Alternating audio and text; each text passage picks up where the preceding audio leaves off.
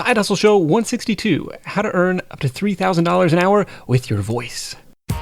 Welcome to the Side Hustle Show, where aspiring part-time entrepreneurs learn how to turn their side hustle dreams into reality. Because your 9 to 5 may make you a living, but your 5 to 9 makes you alive. And now, your host, Nick Loper. What's up? Nick Loper here. Welcome to the Side Hustle Show, where it's all about ideas, action, and results.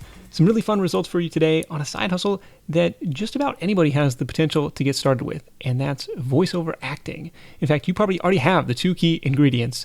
Number one, your voice, and number two, the ability to read. My guest is Carrie Olsen, who went from her first voiceover audition to quitting her job in 4 months, and she's worked with some big name brands like REI, Disneyworld, and AT&T. I'm going to play one of her REI commercials for you at the end of this episode. It sounds really cool. Now, you'll also hear her tell me about how her best job ever paid $3,000 for less than an hour's worth of work. So, of course, I had to use that for the hook for this episode, even though she made sure to say that's definitely not typical. Not typical, I say, but possible. So stick around to hear how Carrie landed her first gigs, the equipment and startup expenses she spent money on, and how she's marketed herself to turn her voiceover work into a full-time, location-independent business. All the notes and links are at sidehustlenation.com/voice. And while you're there, you can download a free PDF highlight reel with all of Carrie's top tips from this call. Now, let me take a minute to thank our sponsor for this week's episode, which is Teachable.com. Teachable makes it easy for experts like Carrie and like you to monetize your expertise with an online course. Visit Teachable.com/sidehustle to register for the free training 7 steps to launch your own online course in the next 30 days. Again, that's Teachable.com/sidehustle. Now, I started off by asking Carrie if this really is the universal side hustle. I mean, I can speak, so can I do voiceover? Of course. Yeah, I think that's a common misconception, is that anyone who can speak, who can utter sound, can just get into voiceover and do really well with it because it's just talking. But one of the really cool things about voiceover is that it's a business just like any other business, with the added element of you don't just have to have these business skills, which are super important, but you also have to have actual skill or talent, which is why training is so important. And again, I think a lot of people think, well, why do I need training to learn how to talk? But yeah, it's acting, it's voice acting. There are so many little things in the industry that you just need to know. How do you do an audition and have it sound professional? So there are things that you have to learn that, you couldn't just pick up a microphone, start reading, and then, quit your job the next day. I'm happy to hear that. There's got to be more to it than that, right? Yeah. Actually, somebody hired me to do one voiceover job. It's the first and only job I've ever done. And it was remarkably hard to read their 1-page script, word for word, because it's something that I hadn't written. It probably took 5 or 10 takes. And I was like, this is horrible. So. Well, I have a funny story about, there was a company that wanted to help hire me to do some voiceover work. And there were two people in the company, kind of co-owners. And one of them was really excited about me. And the other one, I could tell, was just kind of like, this is ridiculous. I can't believe we're going to spend money on having someone talk for us. And so they went off and tried to do it themselves. And the next time we talked, the one who had been skeptical was just singing my praises. She was just so excited to bring me on because she tried to do it and couldn't. And when I did it, she was like, okay, that makes a lot more sense now that we're paying you to do this. Now, are you the person who hears their recorded voice and is like, man, I sound good? Because everyone else is like, oh my God, that's how I sound? I sound horrible. Oh, I wouldn't say that I say necessarily I sound good, but I thought you were going to say, do you hate the sound of your own voice? I don't. I think, like you said, I think most people do, but I kind of like it. I don't know that I always have, but since I got into voiceover, especially, it's what I make money with. So I love my voice. What convinced you to dive down this road, having never done it before? I think that something about it just really resonated with me.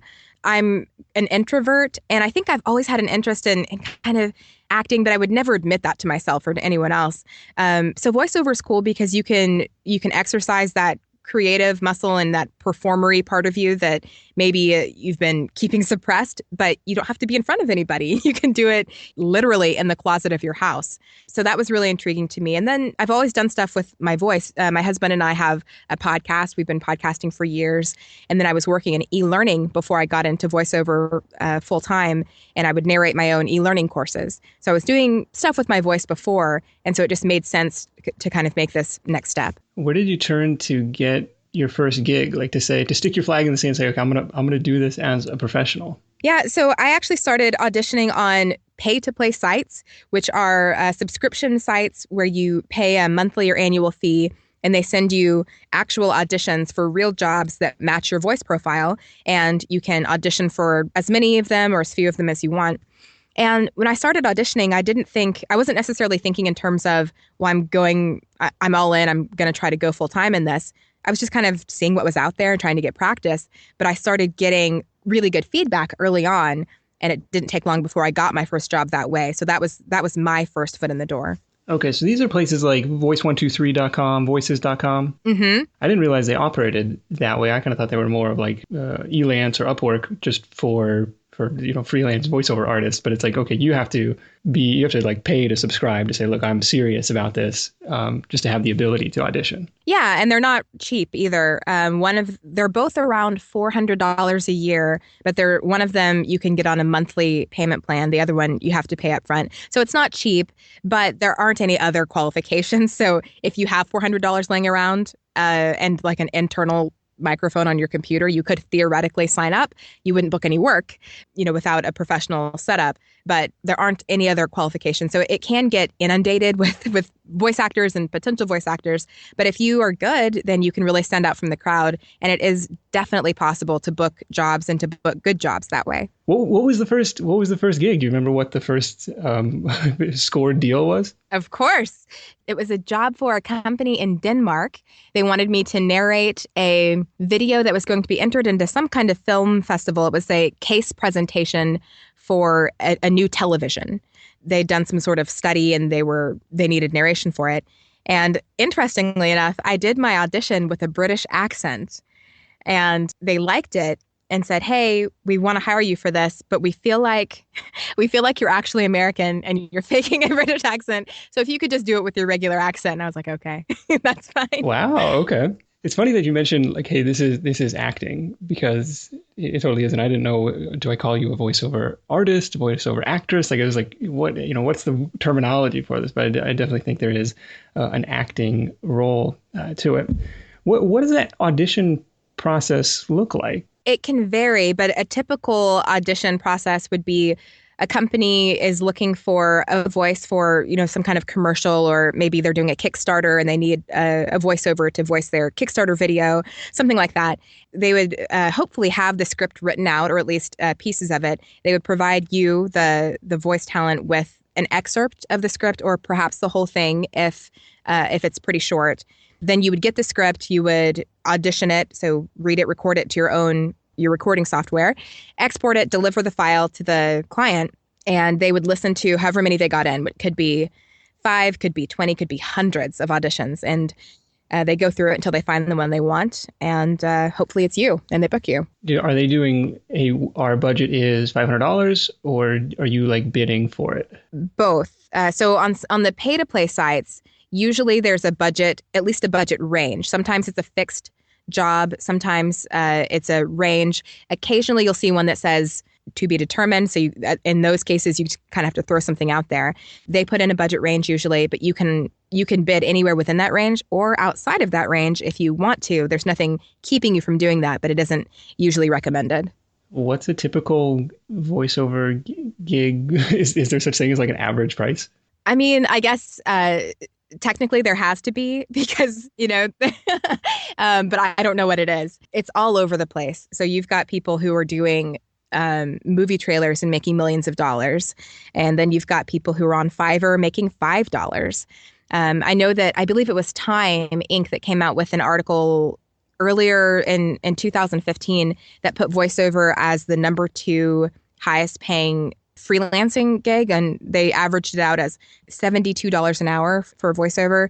But I mean, that's got to be taking into account everyone who's, from hobbyists to to really, high profile voice actors. And I honestly don't even know what I make hourly because that's not really how I measure it. But it's all over the place. So you're able to replace the day job in 4 months or quit your job in 4 months. How much were you seeing coming in from these different auction sites or these different pay-to-play sites? Yeah, so once I started getting work, it was pretty consistent. And eventually it got to a point where I knew that if I auditioned a certain number of times a day, it was basically just a numbers game. If I auditioned, 10 times, I'm going to book, this many number of jobs. But what really kicked it over the edge for me, the third job that I ever booked was for a national radio campaign, which is kind of huge. Are you allowed to say who it is? REI. Oh, really? Okay. Now I got to go listen to the REI commercial and see if I can recognize you. Yeah, so I was the voice of REI for over a year. So all of their radio campaigns, their cinema ads that played in movie theaters, Pandora and Spotify. I had friends calling me saying they heard me on Pandora and Spotify for REI. Oh, awesome. So yeah, that was definitely the thing that allowed my husband and I to look at each other and say, okay, we owe it to ourselves to look into this more and to maybe see if this is something you should pursue full time as opposed to just this thing you're doing on the nights and weekends. Yeah, and that was your third bid? It was the third job I ever got. Oh, okay. It took me about 40 auditions to get my first job, and then after that, it kind of started rolling. Okay, that's good. That's actually really good to hear. It's like, hey, if you strike out, 1, 2, 3, 4 times in a row, it's like, hey, that doesn't necessarily mean it's game over. No, I've heard that the average is between 70 and 100 auditions before you get your first one. Oh, okay. So have a little patience on that stuff. Yes.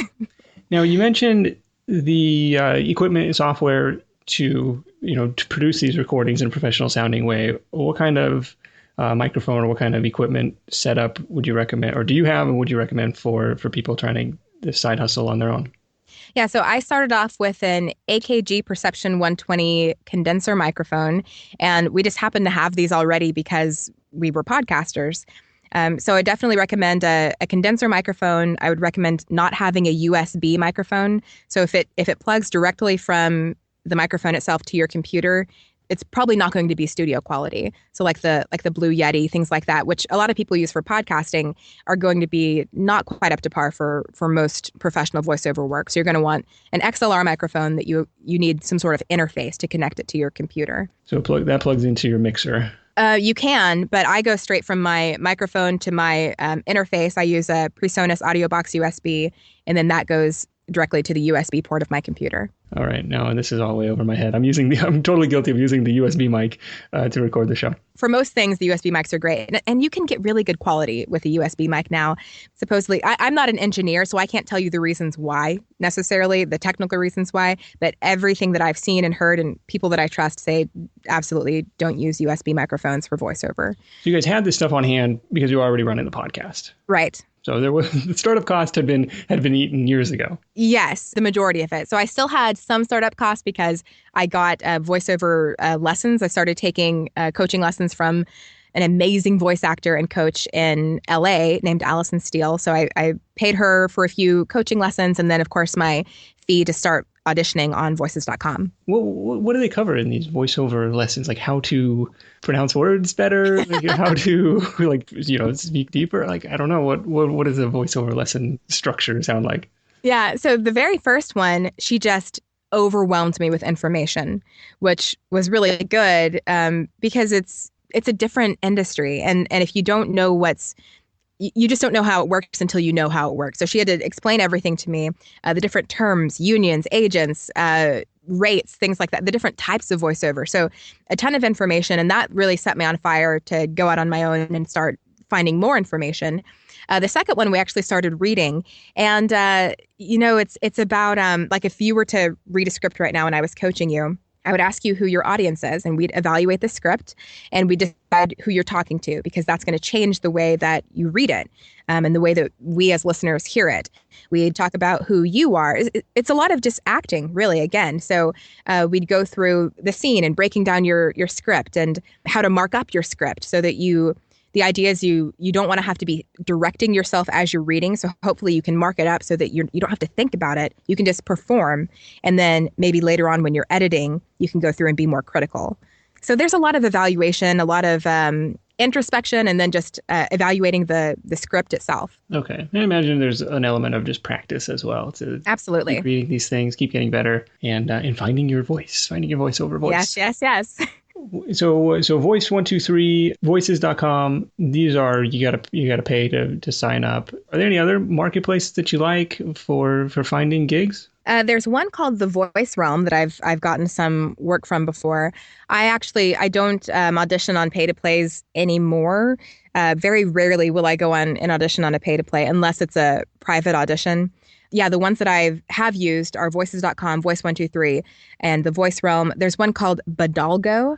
In my experience, there are fewer jobs that come through that, but I have gotten work through it before. And you mentioned Fiverr, of course, everyone's favorite marketplace. That's like the only place I've ever hired voice work. That's actually who did the voice over the intro for this podcast. So it's really like the best $15 I ever spent, because it's just like I've gotten so much mileage out of this guy. Anytime you order something on Fiverr, like you're kind of worried about, what's going to come back, and you get that message. And the first time I listened, like, this is like so perfectly cheesy. Like, this is awesome.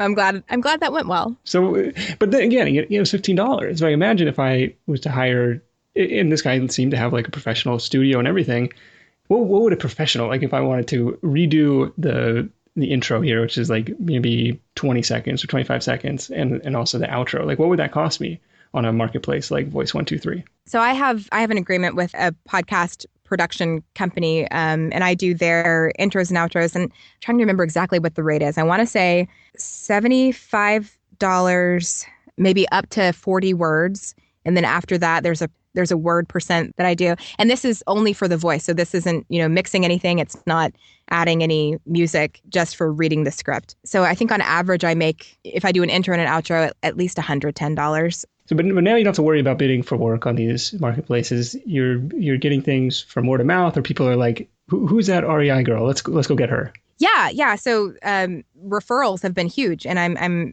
thankfully at a point in my career where I'm getting more and more of those. So that's been awesome. What do you think of platforms like Amazon's ACX, where it's like, I'm kind of going to produce your audiobook for you, almost on spec, right? Like I'm going to record this whole thing for free and for a cut of future royalties. Yeah, I think that it can be a really good deal. One really neat thing about it is that it gives a kind of an entry point for voice actors who just want some work, who just want an in and want to start building their portfolio.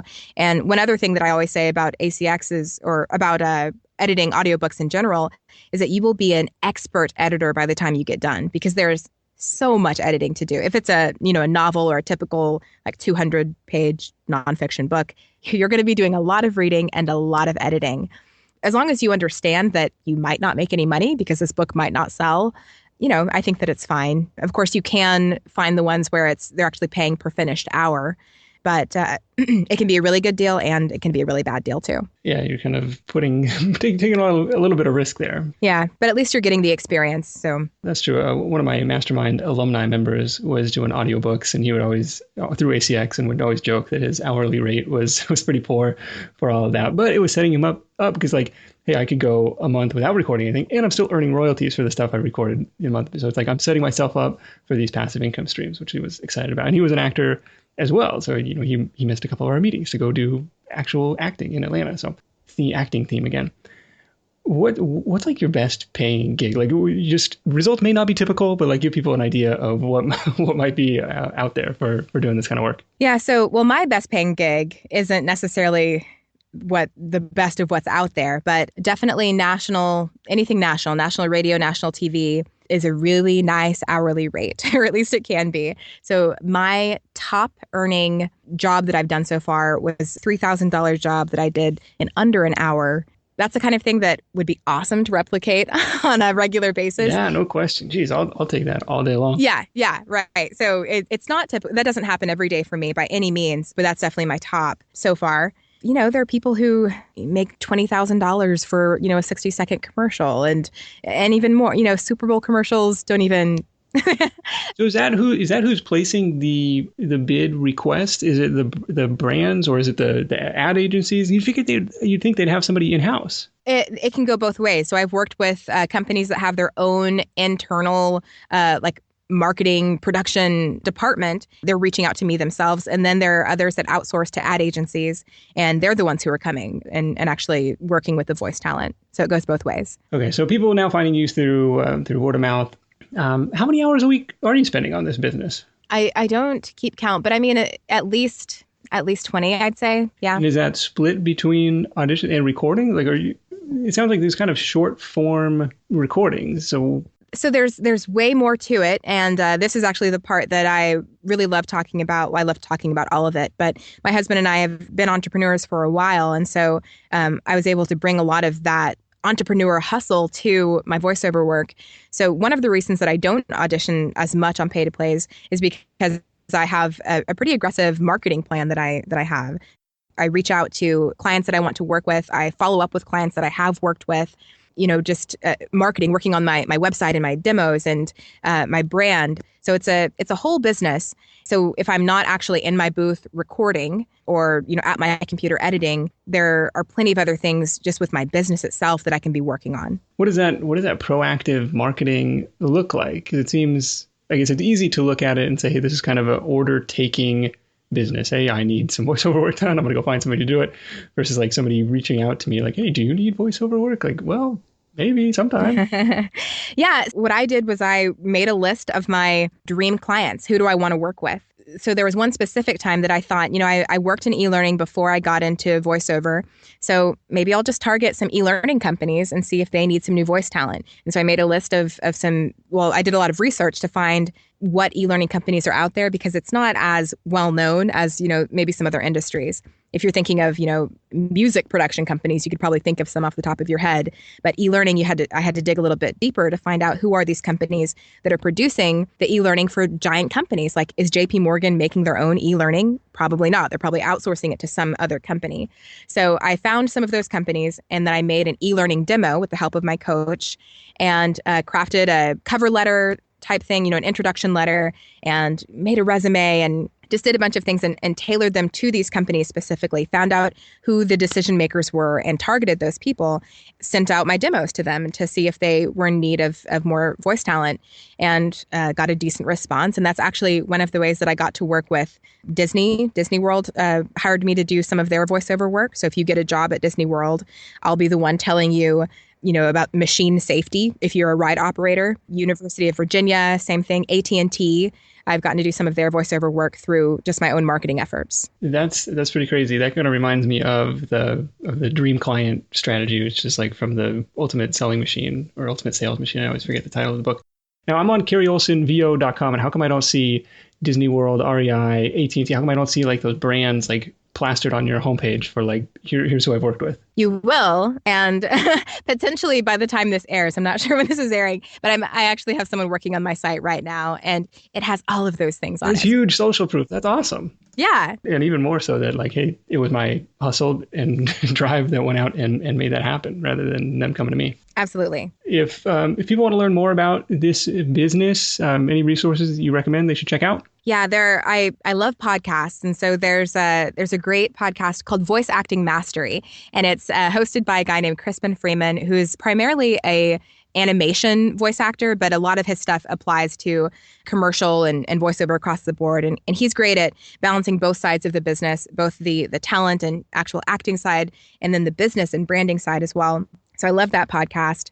And then actually I have a course that I have created with my voiceover coach, Allison Steele, called the Voiceover Success Intensive.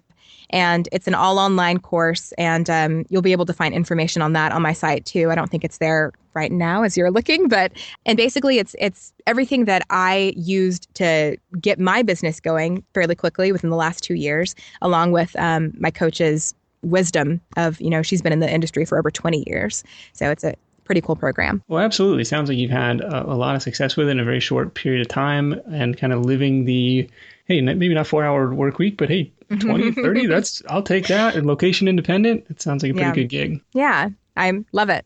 Okay, thank you so much for joining me. It's CarrieOlsenVO.com, and we'll wrap this up with your number one tip for Side Hustle Nation. My number one tip for Side Hustle Nation would be to be confident. So know who you are and understand that whatever it is that you're doing, you're providing a valuable service for whoever your clients are. So be confident in what you can provide to them.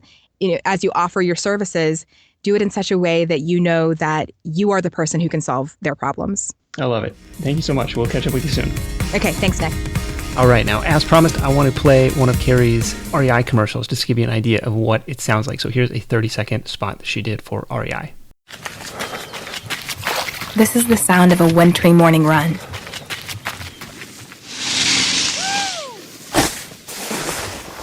And that's someone digging his new ski gear from REI. At REI, we all love the sounds of the outdoors. And we also know you like the sound of a good deal, like the kind you'll find at the REI pre-holiday sale. Save up to 30% on the best in outdoor gifts. Plus enjoy free shipping. The REI pre-holiday sale. Hurry, sale ends this Monday. That sounds awesome, right? Like, REI is one of my favorite companies. I think that's so cool. So some takeaways for me from this episode. Number one, invest in yourself a little bit to get educated, to get a leg up, and get this thing rolling. Carrie really hustled to get those initial clients, and then specifically seeking out repeat business and seeking out kind of a niche or a specialty within the voiceover realm. And with the third takeaway, kind of once you start listening for voiceover work, you realize how much is out there. And after this conversation, I've kind of like started paying attention to this. Like, wow, there really is a huge universe of voiceover talent and people searching for this kind of work. So maybe could be a viable side hustle for you. Now, Carrie mentioned her online course, which at press time actually is not released yet. But if you head over to the show notes for this episode at sidehustlenation.com/voice, I'm going to link up Carrie's email sign up page so you can be the first to hear about it when it's ready. And of course, I'll swap out that link for the actual course when it's live. Now, while you're there at sidehustlenation.com/voice, you can download the free PDF highlight reel with all of Carrie's top tips from this conversation. And speaking of online courses, I'd like to thank today's sponsor, Teachable.com. Teachable makes it easy to create and sell online courses. Now, all of us have unique experiences, knowledge and expertise in something, and maybe that's voiceover, maybe that's motorcycle repair, like we heard from last week. And one of the best ways to make money on the side is by creating your own online course. Now, last year in episode 115, we had the founder of Teachable, Ankur Nagpal, on the show to share some course creation best practices, but creating the course and launching it are two different things. And that's where Teachable's high-level view of the instructor landscape comes in. They have 5,000 plus people teaching on their platform, and what they found is that pretty much every successful online course is launched using the same 7-step process.